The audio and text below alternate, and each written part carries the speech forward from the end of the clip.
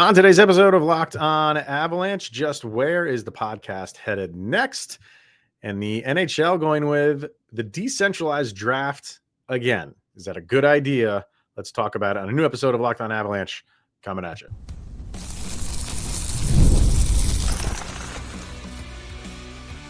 You're Locked On Avalanche, your daily podcast on the Colorado Avalanche, part of the Locked On Podcast Network, your team every day.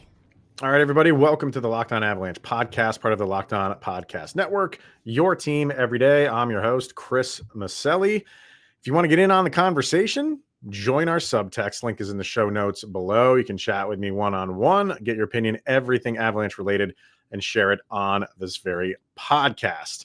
As you can see, running solo. So if you tuned in last week, you knew that it was Kyle's last week of shows. He obviously had to leave the podcast to better his life, and he got a new job, which was just going to make it very difficult for him to join the show on a consistent basis. So obviously, if you tuned in and you saw any of the comments that were in the comment section for the last couple episodes that he was in, you saw like the love that went around for him and what he meant to the show, right? Like that's no secret. He was a big part of it. He was a part of the show for over 3 years, and wish him nothing but the best. Will he be back for future episodes and big things happen? If he could make it work, we'll never say no to Kyle coming on as a guest. But where do we go from here? That's kind of being worked out now. I've always liked when there are more than one host for a show. And that's for podcasting. That's for in my years growing up listening to like talk radio, sports radio. I've always liked the multi-hosted shows.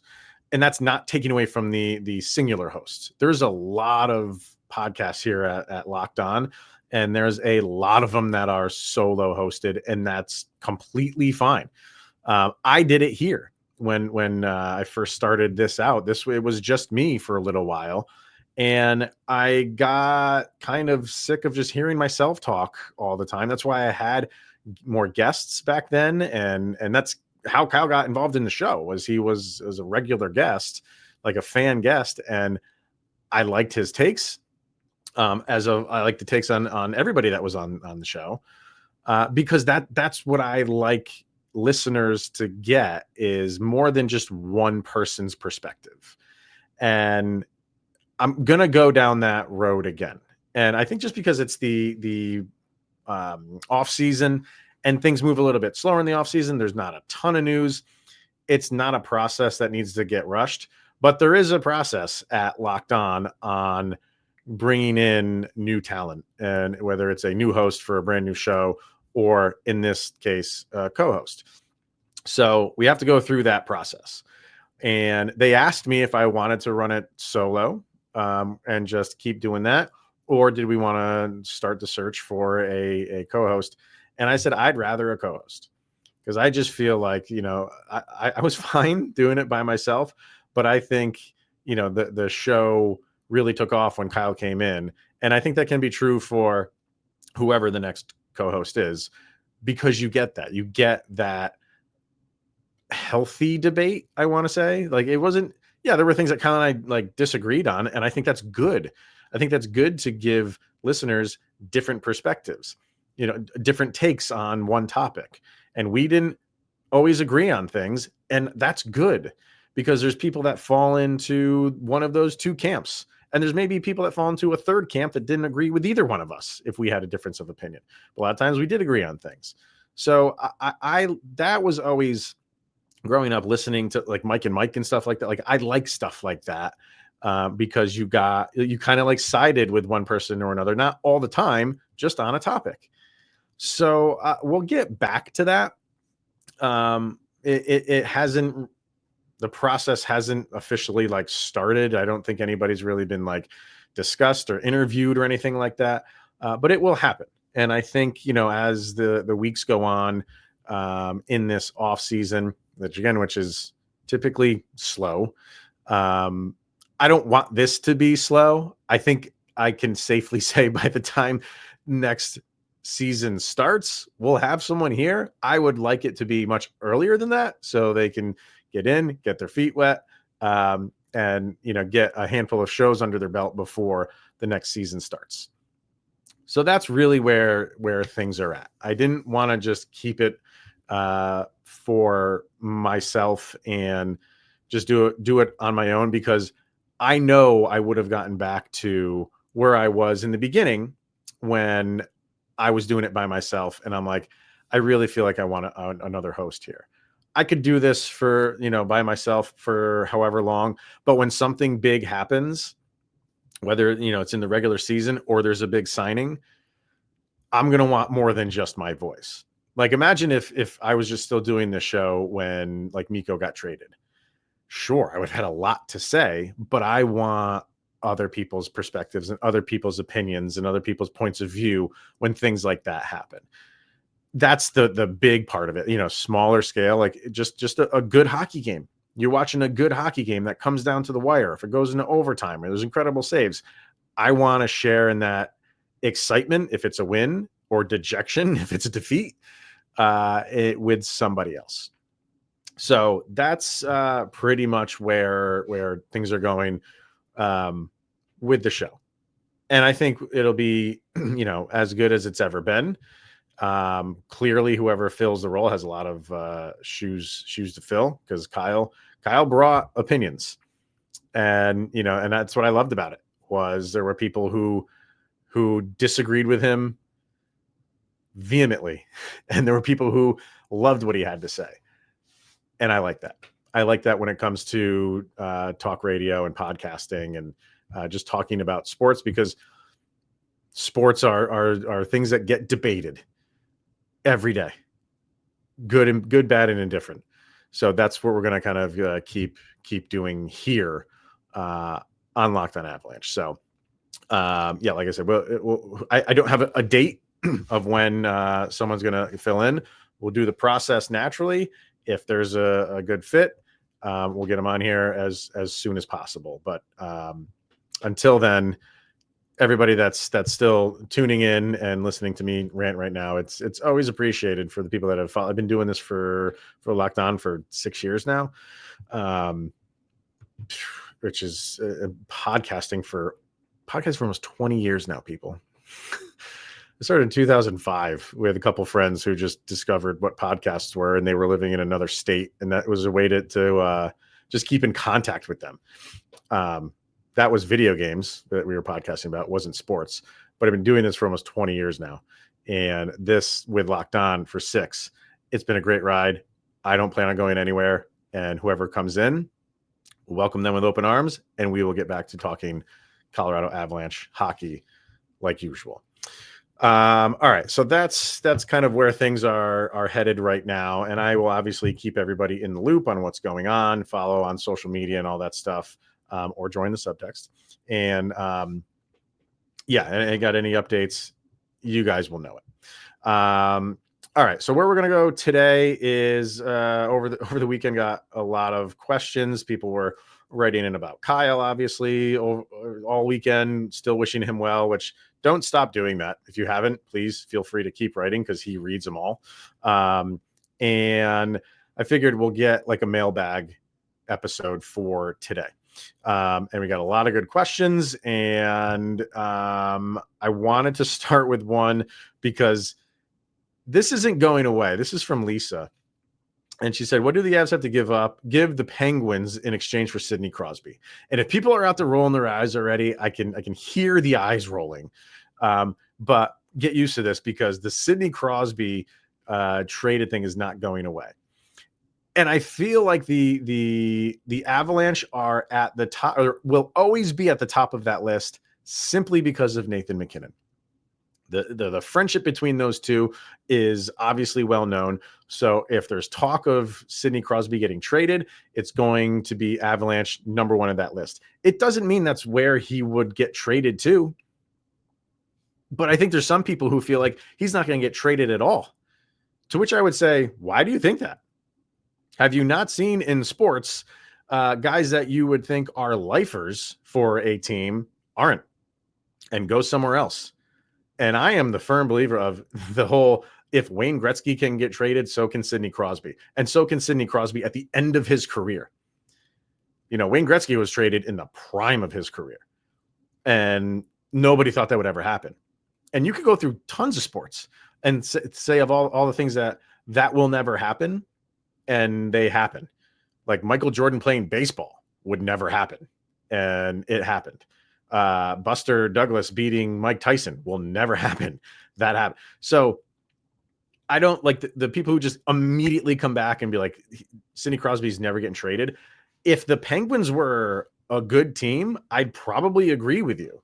I would probably say like he has no reason to go anywhere else because they're a good team. They're competing for the Stanley Cup, and that's what he wants to win. If the Penguins keep going the way that they're going and keep getting worse, he's that guy. He is that Ray Bourque. Maybe to a different extent because, Bourque didn't win one. It was part of the reason why he got traded. And with Crosby, like he's won some. So like he doesn't need to get traded just to go win another cup. He would want to get traded because he hasn't won one. He'd want to get traded to just go out on that high note, try to win one more. So that's why he would go somewhere. I think it could absolutely happen. Is it a slam dunk that it's to the Avalanche? No. But if it was, I can't sit here and say, I know exactly what the players would be and what the package would be to go back to Pittsburgh. But I don't think it would be, two guys I named already with Gretzky. That was a big package. The Bourque one was a decent one. I think it was 3 players and a first-round draft pick. Yep. Martin Grenier, Samuel Falson, and Brian Ralston.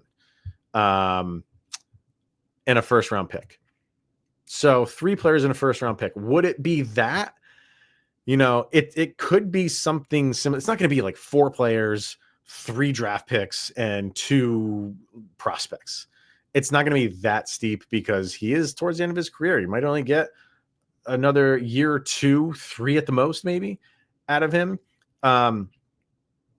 So, but would it be? It would probably be picks for sure, and maybe like a couple current players and a prospect, or maybe just a couple current players. But I don't think it's as big of a package as maybe some people are thinking, for the simple fact that he is towards the end of his career. So could it happen? 100% it could happen. Will it happen? I don't have a percentage for that. I would say it's 50-50. There you go. There's a percentage. I would say it's 50-50 on if it actually does happen. But I will say, when do I think it's going to happen? I still think this is a trade deadline deal for him. I don't think this is something that happens in the off season.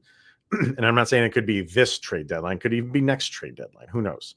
But I think they for Pittsburgh, they go into a season, see what they got. If things are just as abysmal as maybe some people think it's going to be, then they have a conversation with him, be like, do you think it's time? And if he agrees to it, then it happens. Could it? Sure. Again, anything is on the table. Anything could happen. Could it happen in the offseason? It's not a 0% chance it could happen in the offseason. I think it's more of a percentage of it happening during a trade deadline acquisition type of thing. So you are going to hear Sidney Crosby trade rumors from now until he retires. And again, the Avs will be in that mix on all of those conversations, but it doesn't have to be them because the Penguins aren't beholden to the Avalanche. It's not like we're only dealing with the Avalanche. The Penguins would still want to get the best deal in return for him. And if it's not the Avalanche, then it's not the Avalanche. But if the Penguins say he's up for a trade, the Avalanche should be and will be the first in line to say, like, what do we have to do to get this done? All right. Fire away in the comment section. And I don't want to hear the I'm so sick of Crosby thing because I'm not, and I won't be until he is dealt to Colorado, of course. So, all right, let's get our first break in. And a guy that I think a lot of people thought was going to come back to the Avalanche and he's not even coming back to the NHL, and that's Nikolai Kovalenko. So we'll talk about him next. Let's hear from Indeed, because you just realized your business needed to hire someone yesterday. And how can you find amazing candidates? Fast, easy, just use Indeed. And when it comes to hiring, Indeed is all you need. So stop struggling to get your job post seen on other sites. Indeed sponsors jobs, puts your post at the top of the page, and helps you reach the right candidates faster. So now you can speed up your hiring process with a $75 sponsored job credit. Just go to Indeed.com/locked-on right now and support Locked On Avalanche by saying you heard about Indeed on this very podcast. Terms and conditions apply. And if you're hiring, then you need Indeed.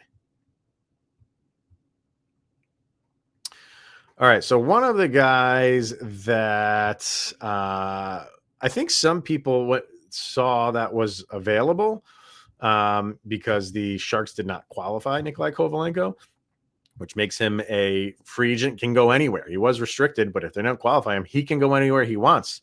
And I think it was a little bit surprising that they did not. One is because San Jose is a struggling team. Kovalenko had a lot of promise, and he wasn't with them for very long, but it seemed in that short amount of time, he got into the doghouse somehow over there. Went from playing on with Celebrini on the top line to healthy scratches. So maybe the writing was on the wall there, but I think a lot of people thought, hey, if they're not signing him, the Avalanche didn't get rid of him because they were mad at him or didn't like how he was performing. They needed a goalie, and the Sharks were willing to give up Mackenzie Blackwood, sure, for Georgiev, because they needed a goalie to replace the goalie. But Kovalenko in that deal was the guy that you're like, that's the one that they can get the most use out of. For whatever reason, they didn't. So it would have made a lot of sense. Would have made a lot of sense for the Avalanche to go get him and just bring him back and then say, hey, really all this deal was a goalie for goalie trade. I don't think was anybody else involved in that one. I should have brought it up, but I don't think it was. I think it was just those two guys. I don't think there was any picks involved, if I'm not mistaken. If there was, they were later round picks, but that was the players involved was that. So bringing him back did make a lot of sense. But he's not coming back, and he's not coming back to the NHL. He's going back to play in the KHL in Russia. Was that surprising? I think so. I think it's very surprising that, he didn't sign with anybody. And it's tough to say. I have not heard of why that was his decision. It could be anything, and we're all just like guessing here. But I find it hard to believe that teams were not offering him something. A young player that was, people were looking forward to him coming to finally playing in the NHL. And sure, like maybe he needed a year to get going. Like we've seen that all the time. Maybe it was he just wanted to go home. Maybe he didn't like it over here. You know what I mean? Like we put all this pressure on they're young guys, teenagers and young 20-year-olds, early 20s. And when they're coming from another country, that's just a lot of pressure. Some guys can't handle that. And maybe it's too hard to say that they couldn't handle it. Maybe he just wanted to be home. A lot of us are homebodies. I like being at home. We go a couple hours away to college and we're missing home. We move to another state for a job and we miss home. And we're asking these guys that are 22, 23, 24, 25 years old to, go halfway around the globe and leave everything behind. And maybe he just didn't want to do that. Maybe he tried it, said, it's not for me. I'd rather go back and play in a Russian league. I can tear it up over there. I can make enough money to live on, and that's good enough. He could always come back. And maybe that's it too. Maybe he just wants to play more seasons over there. I have no idea. I do think didn't he just get married? If I'm not mistaken, that could play a role. I mean, if he's married, he's probably maybe going to have kids pretty soon. And he's a family man and he wants to be around his family if that's going to be the case. So Was it a little bit surprising? Sure. When you first hear something like that, it is surprising. But we don't know the reason. And I have to believe that the Avalanche went and at least made a pitch to him. Because like I said, it wasn't something that they said they got rid of him because of frustration that he wasn't playing well. So, but yes, definitely a little bit of a surprise there. Got a lot of questions on Kiviranta, where Kiviranta stands, and there's really there's nothing. I haven't heard anything.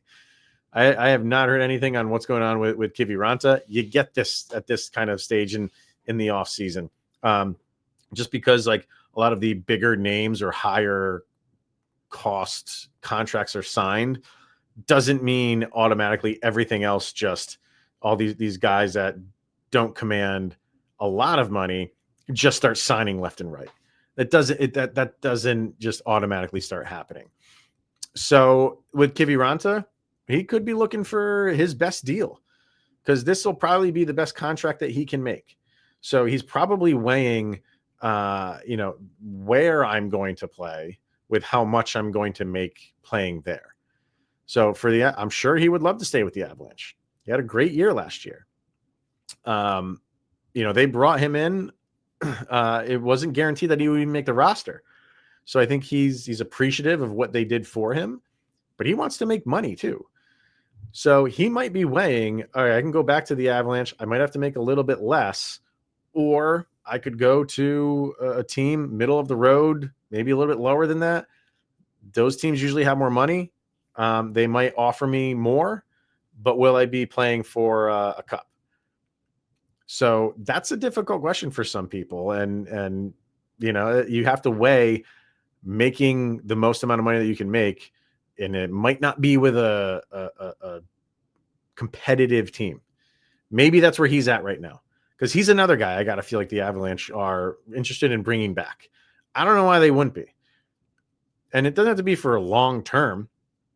I mean, if you want to have it on a 1-year deal, I'm fine with doing 1-year deals for like your bottom 6 guys, because you don't really know what you're going to get from them year after year. And I'm not talking about guys like Logan O'Connor. You know what you're getting out of guys like Logan O'Connor. With Kiviranta, he showed you really good last year in a contract year, as good as he could do. That doesn't mean you're going to go out and sign him to a 4 or 5 year contract. So I would be okay with him doing, like a 1-year deal. Hey, if you can do it again, then maybe the next year we'll give you 2 years. But again, he's at the age where he wants to cash in as much as he wants. And that could be another thing of, I don't want to do a 1-year deal. I want that 4 or 5 year contract. And maybe he's getting it from somewhere that he generally doesn't really want to go to, but it's more money than he'll make anywhere else. And I can't sit here and say, oh, I have a vibe that's going to happen like next week. We've seen the Avalanche sign guys in early September. If I'm not mistaken, I believe that Evan Rodriguez deal, when they brought him in, was early September. That was late. That was really late. Even Nazem Kadri going to Calgary was late. So that happens. Could happen tomorrow. Could happen early September. We'll see. All right. We got a couple more questions. And the NHL has announced that they are sticking with the decentralized draft for next year. Is that a good idea or not? We'll talk about that next. We're going to hear from FanDuel. Summer sports are in full swing, and whether you're all about baseball under the lights, golf on the green, or high-stakes soccer action, FanDuel is the best way to make every game even more exciting. You're already following the action. Why not make it a little bit more thrilling with FanDuel? You can get in on the game while your friends are getting sunburned on the beach. That would be me in a couple weeks, actually. New to FanDuel, new customers can bet $5 and $150 in bonus bets if your first bet wins. Open the FanDuel app today or visit FanDuel.com to get started and claim that $150 in bonus bets if that first $5 bet wins. Go check out FanDuel today. All right, we'll talk about the decentralized draft, and then there's a couple fun questions that I got from people that I want to answer. I talked about this at length after the draft. I don't think anybody's really happy with how the draft went in terms of how long it took. I think people are okay with a decentralized draft. And once again, a decentralized draft is basically what the NFL does. Everybody's at their home arenas or wherever they have their war rooms, and the commissioner is the one who makes all of the announcements. You don't get the hockey. I loved how hockey does it because nobody really does it that way. All of the GMs and head coaches and all that stuff go up there. They make the pick. Guy comes down from the stands, takes a picture. Everybody's there. Everybody's on the floor. Every team has their tables all set up there. That went away, and the NHL did it the NFL style, and it did not go all that well. And we know why. I'm not going to go over everything that was bad. But I think it was so long, and there were some things that were just cringeworthy, where I think a lot of people were like, "There's no way they're doing this again." And then the NHL announced the other day that they are going to do it again, and it kind of made me feel like, okay, why would they do this if it was so kind of widely panned? And maybe that's the reason why they are, because they want another crack at it. They don't want to have this thing be like the 10 years from now, it will kind of take on a mind of its own. And, over a 10-year period, how stories change, like the game of telephone over the years, like what we're talking about it now will be even worse 10 years from now. So I don't think they want it to be known as the big failure. So I think they want another shot at it and clean up the things that were wrong and make it better, because it can be fine. It like the NFL does it just well. So I think the NHL wants to prove that they can do this and fix what was wrong. The other part of it is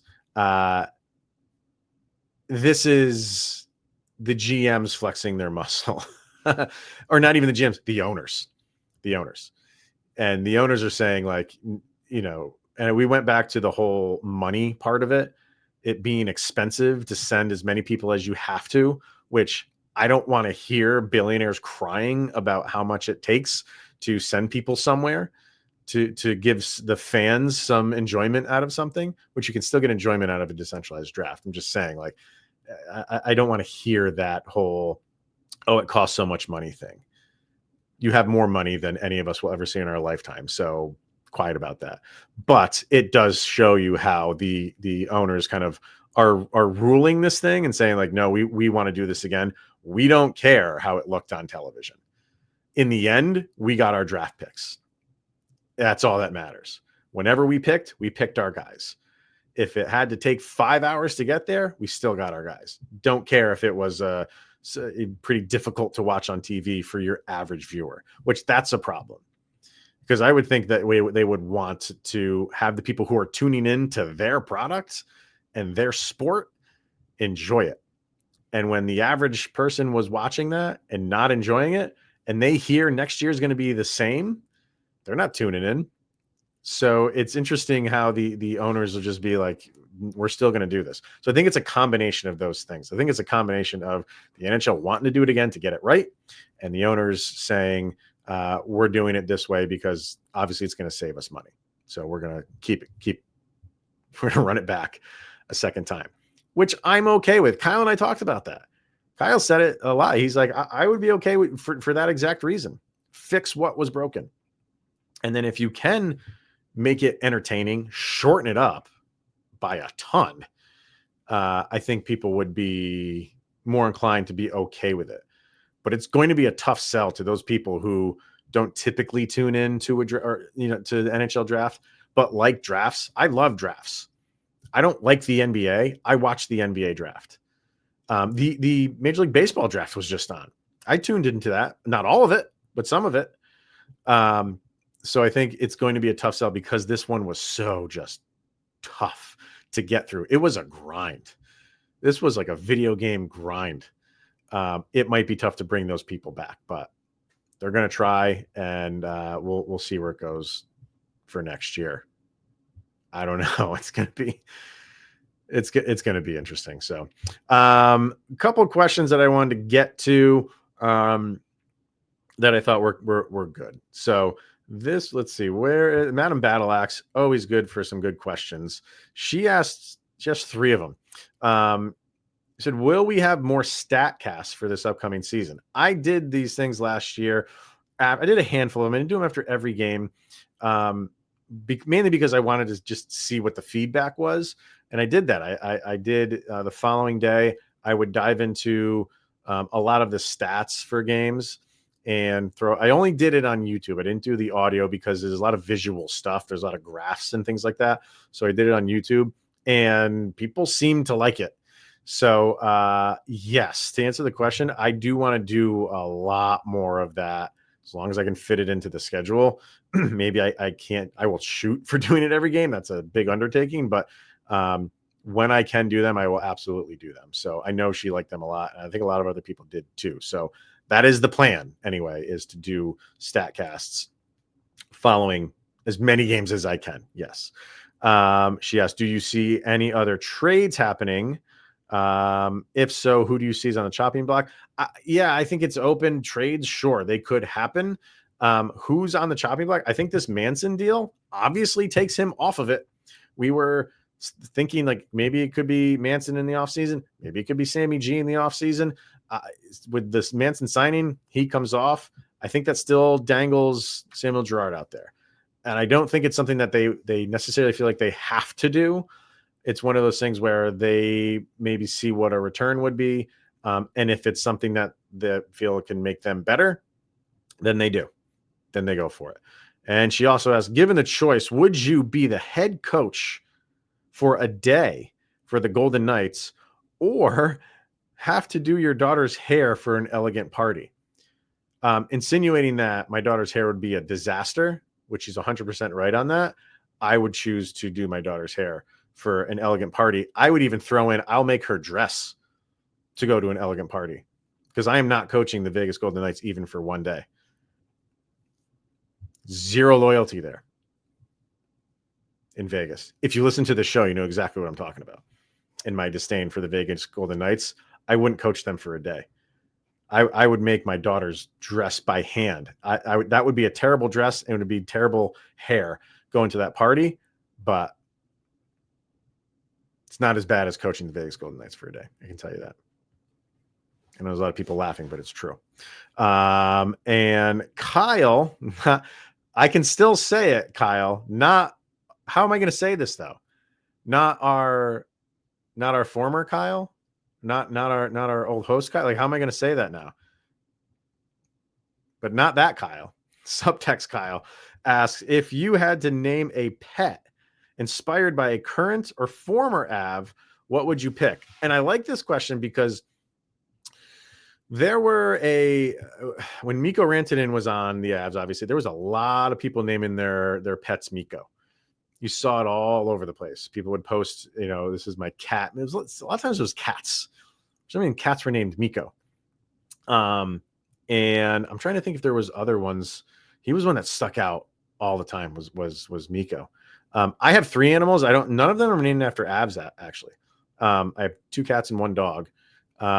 My one dog's name is Ferris, not named after Ferris Bueller. I don't know where my wife came up with the name Ferris because it's spelled differently and it's a girl. So it's not Ferris Bueller, but it's Ferris. And then I have 2 cats. One is Polly. Polly is because my daughter liked that name. And then my other cat is Cece. And if you know my absolute love for Chris Cornell, that's why my cat's name is Cece, for Chris Cornell's initials. I don't have any animals named after Avalanche players, but current Avalanche players. I don't. In the past, there were other animals named Fopa. I know that was one. That was a big one. I don't know. I'm just those are the 2 that come to my mind is Fopa and Mikko. But I was looking. I got the current roster up. I like for like male animals, and I'm only talking like cats and dogs here, people. Like I am not into like if you don't have 4 legs and fur, like I don't want the scaly lizards and snakes and stuff like that. Not my thing. So when I name these animals, it's more like the cats and dogs of the world. But if it's male, like I like short, sweet, to the point names like Jack for Jack Drury. I like stuff like that. Ross would be a good one. I'm sure there's people out there that have Lecky as an animal name. I like Marty. Marty's a great one for Marty Nacious. Who else is on? Hey, why not throw Brent out there? Name him after the newest guy. If you got a new pet, name him after the newest Av, Brent, or maybe even Burns. If you want to name him short for Burnsy, you could do that.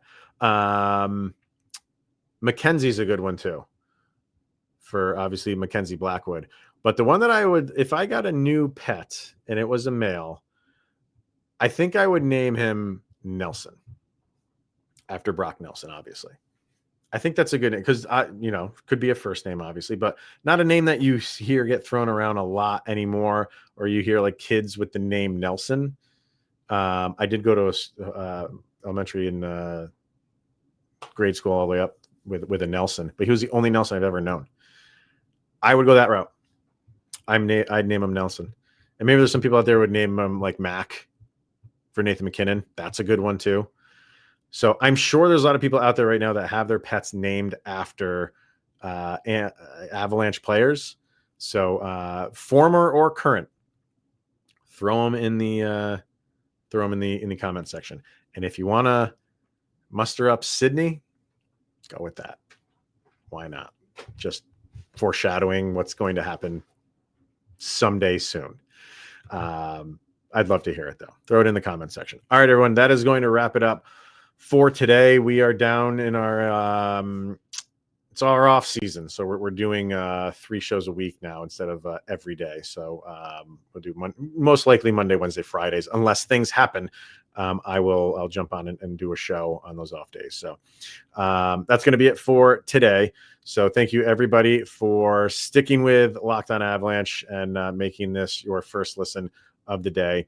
That's always appreciated. I am Chris Maselli. This is the Locked On Avalanche podcast. We'll see you guys on Wednesday. Well, you will have made it through 2 24-hour periods where Sidney Crosby's that much closer, yes, to being Colorado Avalanche.